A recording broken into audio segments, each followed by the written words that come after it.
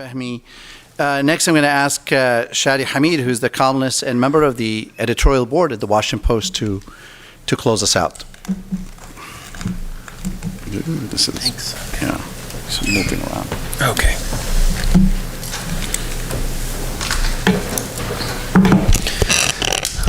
Okay. Hello, everyone.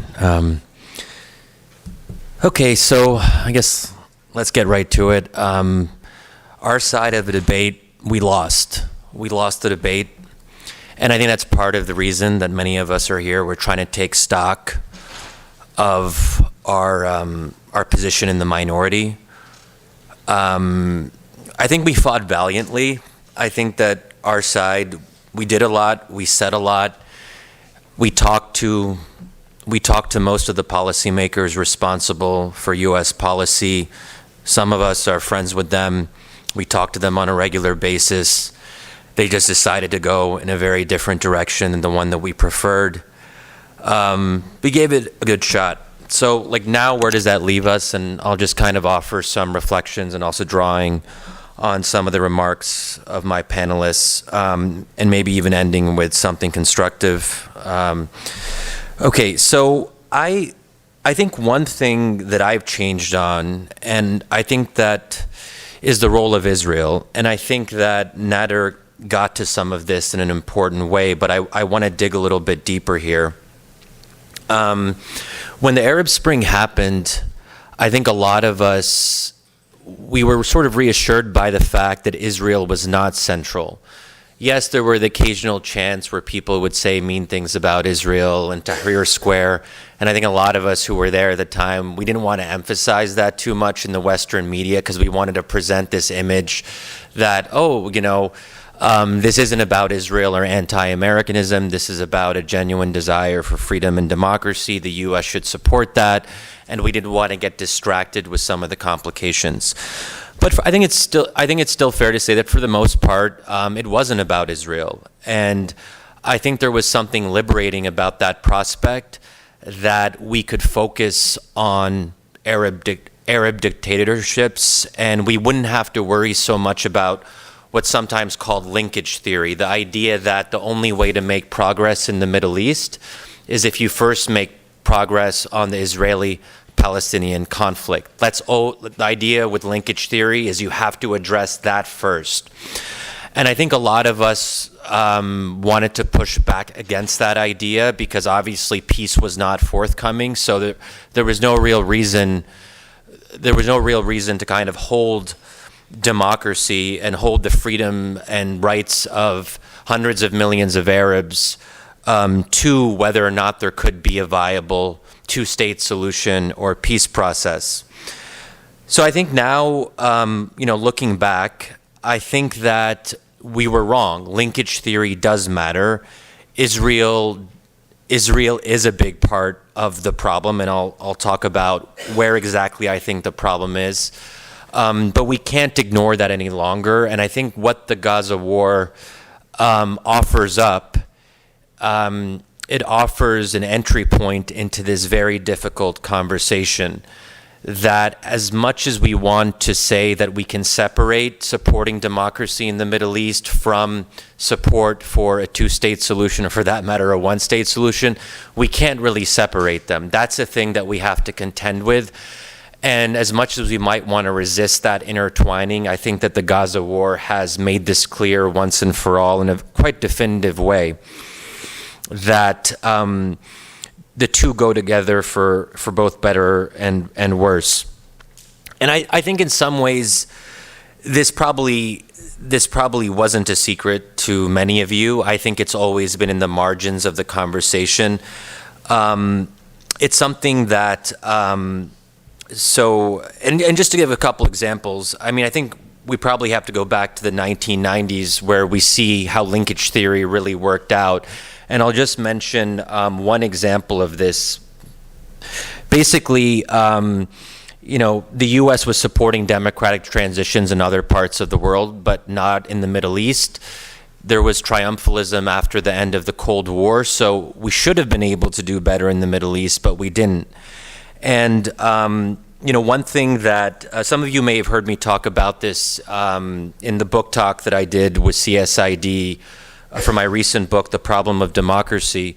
And I'll just mention, one quote from the book. Basically what I did in the book is I tried to interview a lot of senior Bush and Obama administration officials, including on the question of Israel. And this was obviously well before October 7th. So I think it's now even a bigger issue. But I'll mention one quote from Martin Indyk, former U.S. ambassador to Israel, former Assistant Secretary of State. And he was very forthright with me in the interviews that I did with him. And this one, I think, really stands out about the 1990s and how U.S. policymakers made a very conscious decision to deprioritize democracy because they wanted to prioritize the two-state solution. This is what he said to me, quote, I'm assuming he started off Shadi, and then he kind of ... He said, we have a priority here called making peace, and we need the regimes in the region to support our efforts. And we're not going to complicate it by pushing a democracy agenda. I could second guess myself now, but I'm just telling you that was our view at the time. It was very much a Middle East exceptionalism, decidedly so. But it wasn't that we were all in favor of autocrats and were against democracy. It was just that peace is a heavy lift, and it needs to be the priority.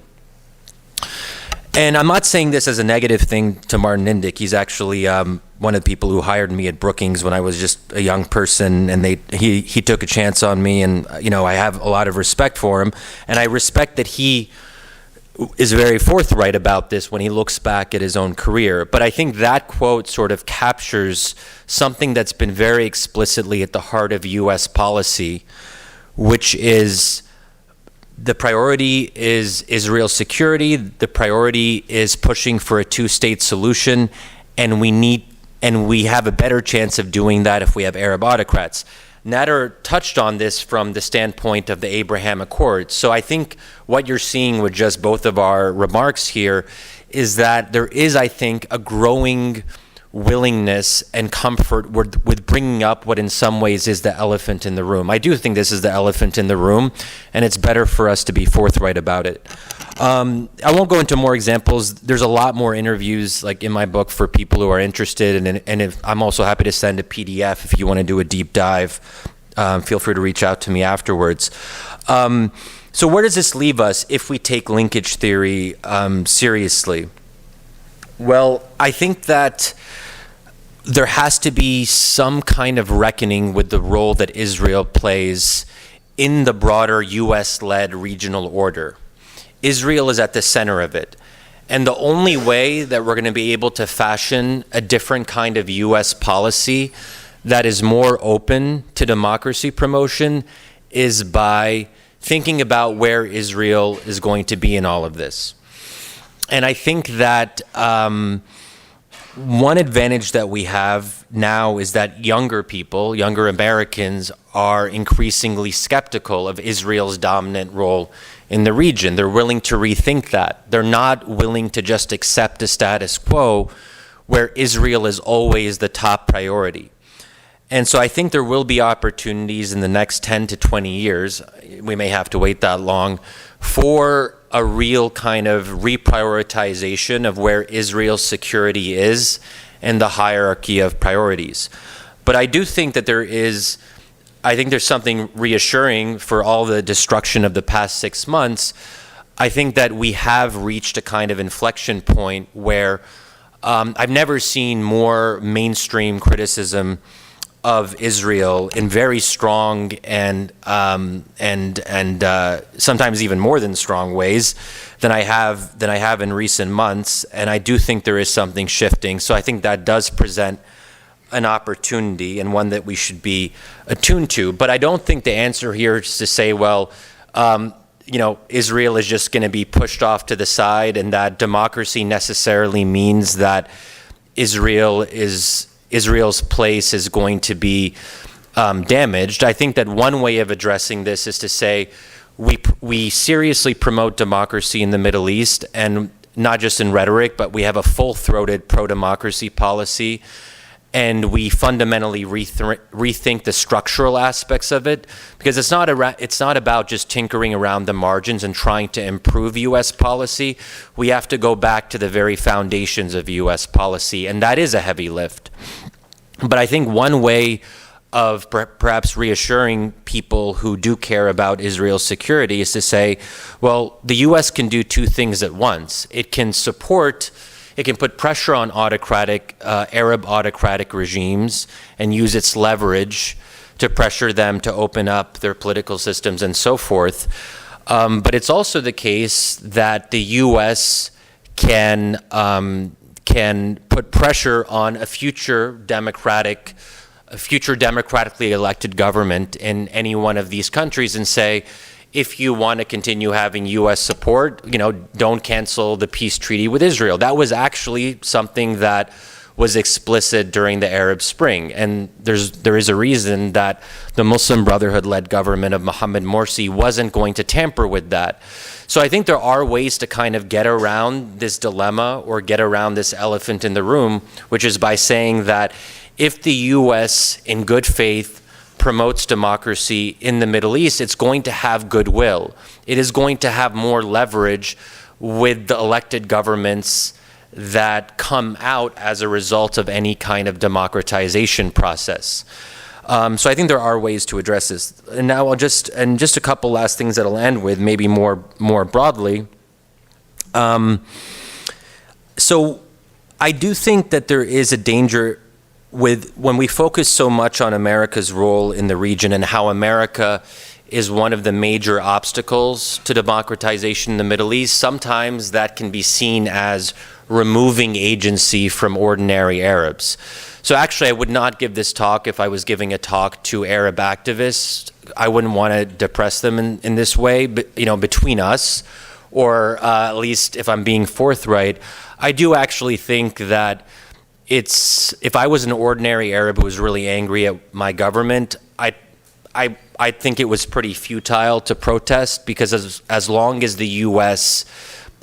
presents this kind of block, I do think it is going to be an uphill battle. Of course, anything is possible, but I think one of the lessons of the Arab Spring is that even if you have people power, even if you have millions of Arabs across the region protesting for greater rights and freedoms, if the regional and international context is not conducive, then that can tip the balance one way or the other.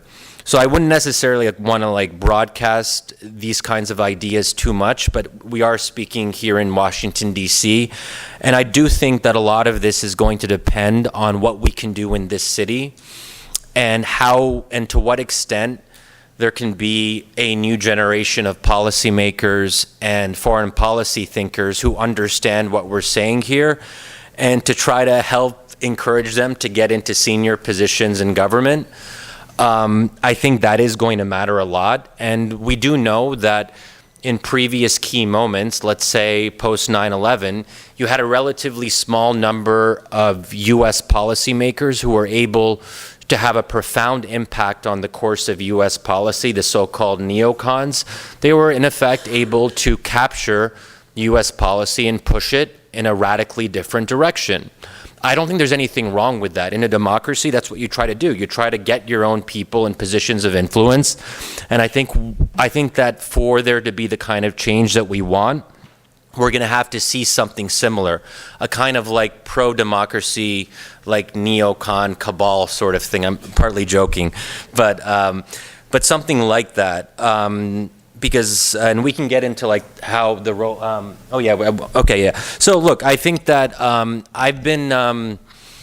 there is a sense of futility, and I often feel that myself, why do I keep on talking about these issues? What's the point? Should we just kind of give up? But external shocks can change how this city looks at things. 9/11 was an example of an external shock. I think the Gaza war is another example of an external shock that can force people to reckon with their fundamental assumptions about America's role in the region and the role that we can play going forward. And maybe that's a bit of a silver lining that I can end on. Thank you. Thank you, Shadi.